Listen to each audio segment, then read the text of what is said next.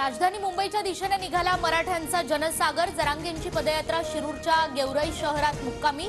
26 जानेवारीला भगवं वादळ मुंबईत धडकणार।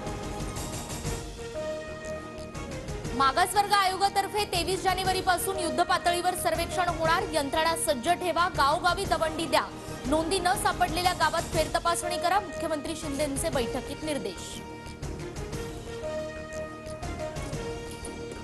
आरक्षण याच तारखेला मिळायला हवं असा हट्ट नको। आरक्षणासंदर्भात मुख्यमंत्र्यांनी भूमिका स्पष्ट केली आहे। संविधानाचा आदर करायला हवा, अजितदादांची प्रतिक्रिया।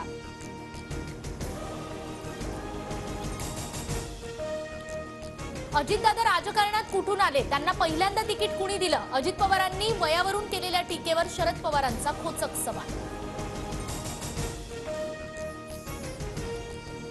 शरद पवार हुकुमशाह, तटकरेंकडून प्रतिज्ञापत्रात उल्लेख। अजित पवार गटाचे सुनील तटकरेंकडून विधानसभाध्यक्षांसमोर प्रतिज्ञापत्र सादर।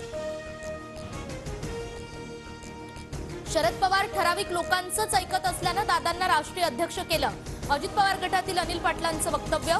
तर 2019ला आलेल्या अनिल पाटलांना पक्ष कसा चालतो हे माहिती नाही, जयंत पाटलांची प्रतिक्रिया। ईडी हे सरकारचं हत्यार, सत्तेचा पुरेपूर गैरवापर। ईडीचा धाक दाखवला जातोय, आम्ही कोर्टात जाऊ। महाविकास आघाडीच्या नेत्यांवरील तपास यंत्रणांच्या कारवाईनंतर शरद पवारांचा हल्ला। राष्ट्रवादी आमदार अपात्रता प्रकरणी 30 जानेवारीला सुनावणी। नार्वेकरांकडून नवं वेळापत्रक जाहीर। 31 तारखेपर्यंत सुनावणी पूर्ण करण्याच्या सुप्रीम कोर्टाच्या सूचना। विधानसभाध्यक्ष वेळ वाढवून मागण्याची शक्यता।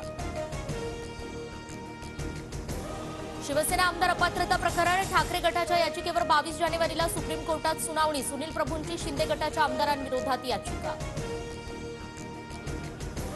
महाविकास आघाडी सरकार जाऊन 2 वर्ष झाली, अद्याप जागा वाटपावर एकमत नाही। खरंच मोदींना हरवायचं की नाही? आंबेडकरांचा महाविकास आघाडीला सवाल। तर वंचितला वापरण्याचा प्रयत्न केल्यास मोदींबरोबर तुम्हाला गाडू, आंबेडकरांचा हल्ला।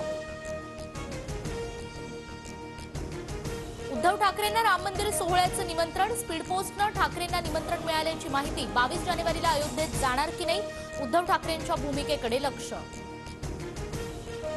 लवकरच लोकसभा निवडणूक लागेल। मार्चच्या पहिल्या आठवड्यात आचारसंहिता लागण्याची शक्यता। उपमुख्यमंत्री अजित पवारांकडून अंदाज व्यक्त।